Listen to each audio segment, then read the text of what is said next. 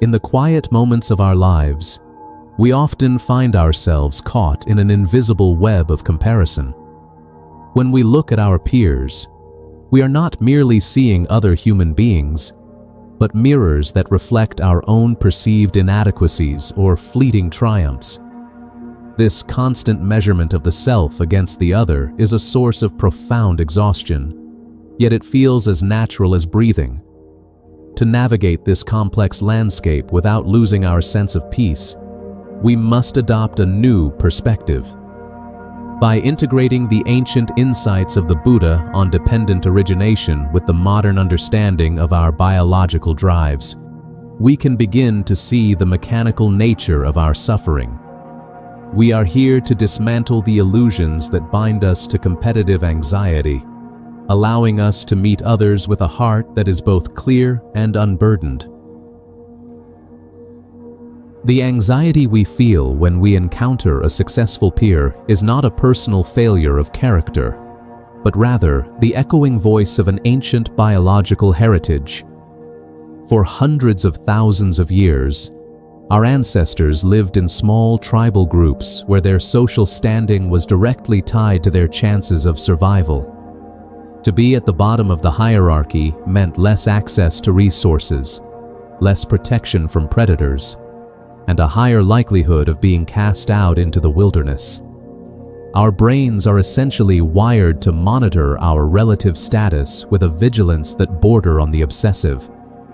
This is the biological foundation of what the Buddha called ignorance, or the fundamental misunderstanding of how reality functions. We mistakenly believe that there is a solid, independent self that must be defended and elevated at all costs. This perceived self is not a permanent entity, but a process that arises from the chain of dependent origination. It begins with the initial spark of ignorance, which gives rise to mental formations and the urge to categorize the world into pleasant and unpleasant experiences. When we walk into a room and see someone we consider a peer, our evolution-conditioned mind immediately begins a subconscious scan. It notes their clothing, their posture, their speech, and their accomplishments. Within seconds, we have placed them on an internal map and adjusted our own sense of worth accordingly. This process happens so fast that we often only feel the after effect, a sudden tightening in the chest, a flash of envy, or a rush of pride. We are caught in a cycle of suffering that was designed to keep us alive in a cave, but which now keeps us miserable in a modern office or a digital social network. The Buddha taught that by seeing this chain of events clearly, we can begin to interrupt the mechanical reaction. We can recognize that our fear of falling behind is not a reflection of our true value, but a relic of a time when social exclusion meant death. This recognition is the first step toward inner resilience, as it allows us to observe the impulse without being enslaved by it. We realize that the self we are trying to protect is actually a collection of changing parts, and the peers we are competing against are likewise caught in the same biological trap. This shared struggle is the bridge toward a more compassionate way of existing in the world. Instead of viewing every interaction as a battle for dominance, we can see it as a shared encounter between two beings trying to find their way in a complex world. When we dive deeper into the mechanics of dependent origination, we find the specific link where our suffering takes its strongest hold. This is the moment of contact, followed by feeling. Contact occurs the instant we perceive a peer, and from that contact, a feeling of pleasure, pain, or neutrality arises. If we see a friend who has just achieved something we desire, a painful feeling often emerges, not because we wish them harm, but because their success highlights our perceived lack. In that moment, the mind moves from feeling to craving. We crave the status they have, or we crave to be free from the discomfort of our own inferiority. This craving then leads to attachment. where we cling to the idea that our happiness depends entirely on being equal to or better than those around us.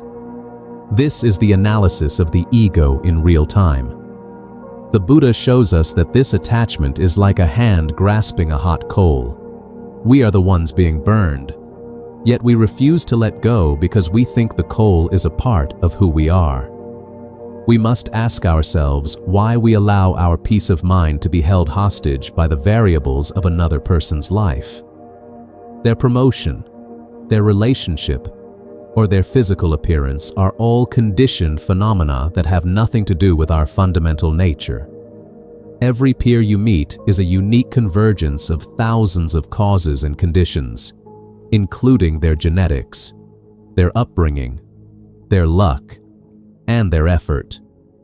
When you compare your internal reality with their external highlight reel, you are engaging in a logical fallacy that can only result in frustration. This analytical approach allows us to break down the peer relationship into its constituent parts. We see that the peer is not a solid obstacle, but a shifting flow of experiences. And we are the same. There is no static winner and no static loser, only a continuous process of change. By understanding the 12 links of dependent origination, we see that birth leads to aging and death. And in the same way, the birth of a competitive thought leads to the aging and death of our tranquility. If we do not feed the craving, the attachment cannot take root, and the cycle of suffering is broken at the source. This is not about becoming cold or indifferent, but about becoming profoundly clear. It is about recognizing that your worth is not a pie that someone else can take a slice from. Your capacity for awareness and presence is infinite and entirely independent of how many followers, dollars, or accolades your neighbor possesses. When we stop measuring the ocean with a teaspoon, we finally see the vastness of the water itself. The modern world has created a sophisticated architecture designed to exploit the very chains of dependent origination that the Buddha sought to break. We live in a culture that treats the human ego as a commodity to be harvested, and social media serves as the primary tool for this extraction. By presenting us with a constant stream of curated highlights from the lives of our peers, these platforms trigger our deep-seated evolutionary fears of being left behind or losing status. We must recognize that this is a collective delusion that we have all agreed to participate in. This system thrives on the gap between who we are and who we think we should be, and it keeps us in a state of perpetual hunger. We are told that if we just work a little harder, look a little better, or acquire a few more symbols of success, we will finally reach a plateau of safety where we no longer need to compare ourselves to others. But this plateau is a mirage. Dependent origination teaches us that as long as the causes of craving and ignorance remain, the result will always be suffering. Even those at the very top of the social or economic ladder are often the most haunted by the fear of falling. Their success has only raised the stakes of their competition. When we critique this structure, we are not merely complaining about modern technology, but observing how it intensifies the ancient habit of self-grasping. We have built a world that mirrors our inner turmoil, where the worth of a human being is measured by their utility or their visibility. This creates a profound sense of isolation, as even our friends and colleagues begin to feel like rivals. We must have the courage to see through this charade and realize that the game of comparison is rigged from the start. There is no winning in a race where the finish line is constantly being moved by the next advertising campaign or the next viral trend. By stepping back and witnessing this process, we can begin to reclaim our internal sovereignty. We can look at the digital noise and the societal pressures with a sense of calm detachment, recognizing them for what they are, temporary ripples on the surface of awareness. This critique is the necessary medicine that clears our vision, allowing us to stop seeking validation in a house of mirrors that is designed to keep us lost. Instead of trying to fix the reflection, we must look at the one who is looking and realize that the light of consciousness was never lacking in the first place. Every advertisement and every status update is an invitation to forget our true nature and return to the cycle of craving. To resist this is not an act of willpower, but an act of seeing. When we see the strings of the puppet, we are no longer moved by them, and we can finally walk away from the performance. To truly meet our peers from a place of wisdom, we must cultivate a mind that is no longer divided by the labels of self and other. This does not mean losing our individuality or our drive, but rather grounding them in a deeper reality that is not threatened by the presence of another. When we apply the clarity we have gained through the analysis of dependent origination, our entire social dynamic shifts. We begin to see our peers not as benchmarks to surpass, but as fellow travelers who are subject to the same laws of nature as we are. Their successes become reasons for celebration rather than causes for envy, because we understand that all joy in the world is rare and precious. This practice of sympathetic joy is the ultimate antidote to the evolutionary drive for dominance. It is the realization that another person's light does not diminish your own. Rather, it increases the total amount of light in the world. This level of awareness creates an unshakable inner strength because it is not based on external circumstances that are beyond our control. It is based on the quiet freedom that comes from knowing that your peace of mind is your own responsibility. When you are no longer trying to prove anything to anyone, you become a magnetic presence. People feel safe around you because they are not being judged or measured. You move through your workplace, your family, and your social circles with a graceful transparency. You can work hard and pursue excellence without the frantic desperation that usually accompanies it.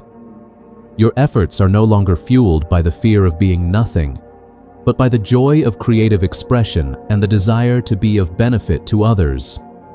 This is the practical application of seeing the true nature of reality. It is the transition from a life of reaction to a life of conscious action. You will still feel the old impulses of the ego.